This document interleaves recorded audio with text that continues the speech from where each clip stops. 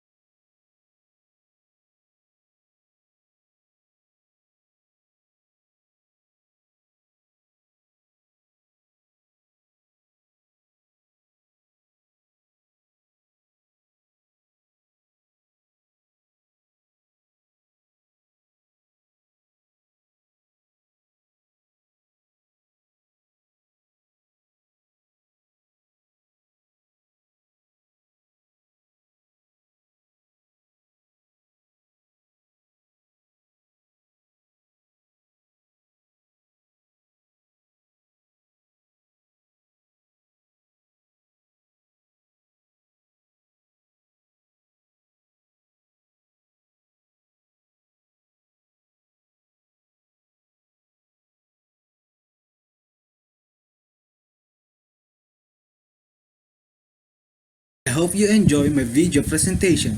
Thank you and God bless. Peace. Hello everyone, I am Jade Caritos, and for today's video, I will discuss to you about how does a society evolve. So how does a society evolve? It all started from using stone tools, bronze tools, iron tools, water wheels, steam engines, electrical engineering, automobile aircraft, and up to information and communication technologies, or which is also known as ICT. Let's discuss first what stone tools are. A stone tool is any tool that are made out of stone. These were used to make for weapons for fighting, fishing, hunting, scraping, and cleaning animal hides. These were also used to make clothing, transport such as boats, shelter, and decorative art. Here is an example video about stone tools. As you can see in the video, he smashed the stone to the other stone to break them into smaller pieces. Smaller pieces are called flakes.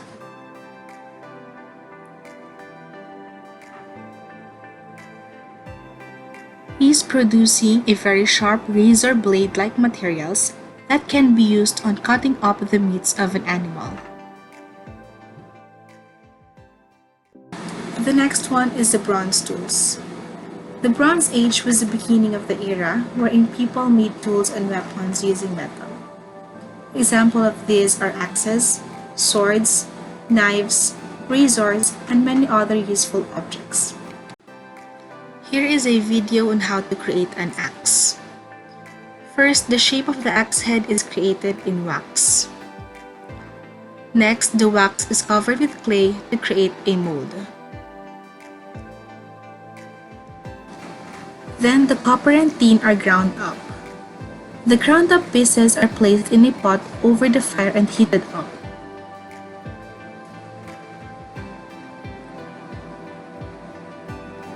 Then the clay mold is then heated over a fire to make the clay hard. The copper and tin are now melted and mixed together to form bronze. The liquid metal is poured into the mold and left to cool and harden.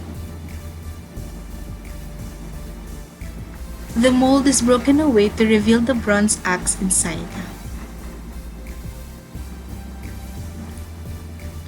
Last, the axe is polished and sharpened. What are iron tools? These are tools and weapons that are made from iron and steel. Here are some examples: arrowheads, swords, battle axe, helmet, and chains. Next is water wheel. Water wheel is a machine for converting the energy of flowing or falling water into useful forms of power.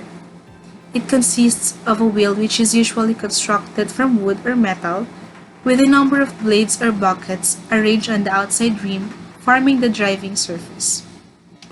Here is what a water wheel looks like in Europe.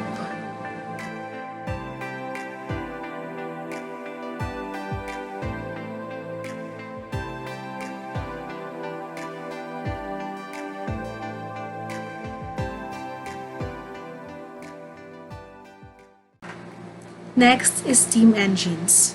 A steam engine is a machine that burns coal to release the heat energy.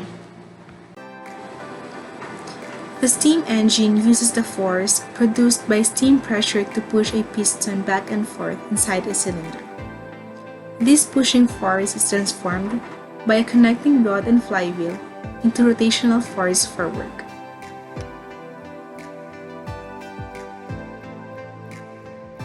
So what is electrical engineering?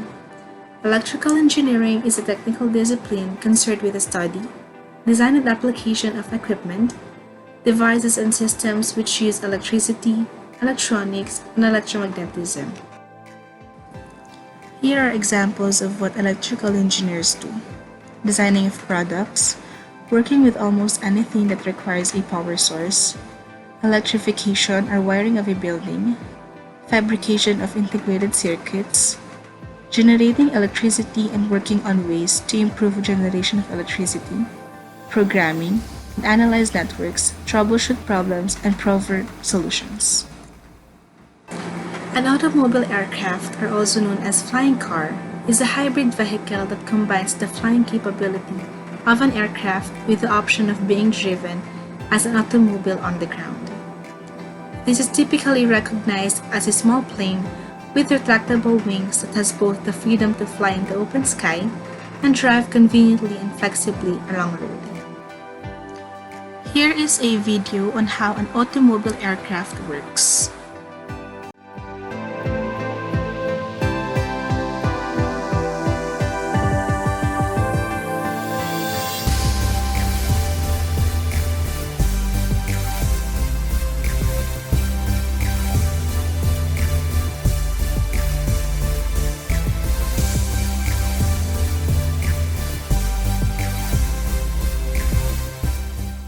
Information and Communications Technology, or which is also known as ICT, refers to all the technology used to handle telecommunications, broadcast media, intelligent building management systems, audiovisual processing and transmission systems, and network-based control and monitoring functions. Here are some examples of ICT that can be used inside the classroom: computers, audio devices, internet, television, mobile gadget, and social interface. Hello, good morning. I am Roddy Joshua at Tempra, and my topics are International Morse Code and Compression. The first topic I will discuss to you is the International Morse Code. A Morse code is an alphabet or the code in which letters are represented by combinations of long and short signals of light or sound. The Morse code is an invaluable tool. During a disaster, for instance, Morse code does not need an electricity or in-deep technology to be used. In extreme cases, one can transfer Morse code in blinking one's eye. As we know, the English language consists of 26 letters from A to Z, and each of these letters has its own combination of dots and dashes. Each of these combinations is a minimum of 1 character and maximum of 4 characters. In this video, you'll see the combination of each letter in the alphabet.